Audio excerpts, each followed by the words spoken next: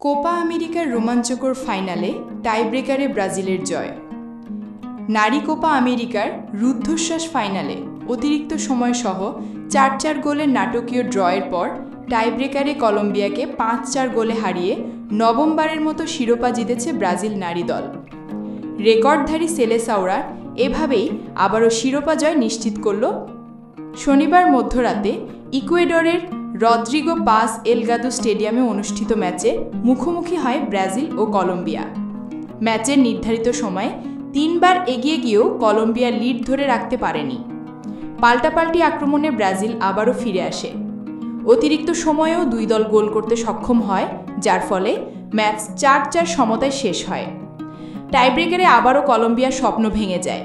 পুরুষ দলের পর এবার নারী দলকেও ফাইনালে হার মানতে হলো ব্রাজিলের কাছে। ৮ গোলের রোমাঞ্চকর ম্যাচে ব্রাজিলের হয়ে জোড়া গোল করেন মার্তা ভিয়েরা, একটি ডুরে গোল করেন অ্যাঞ্জেলিনা ও আমান্দা। কলম্বিয়ার পক্ষে গোল করেন লিন্ডা কাইসেদো, মাইরা রামিরেজ ও লেইসি সান্তোস। এছাড়া ব্রাজিলের ডিফেন্ডার তার্সিয়ানের আত্মঘাতী গোলও কলম্বিয়ার স্কোরে যোগ হয়। পরিসংখ্যান স্পষ্টভাবে এগিয়েছিল ব্রাজিল। বল দখলে তাদের নিয়ন্ত্রণ ছিল ৬০%-এরও বেশি। ২১ শটের মধ্যে ৯টি লক্ষ্যে আঘাত হানে। বিপরীতে কলম্বিয়ার ১৪ শটের ৬টি ছিল অন টার্গেট।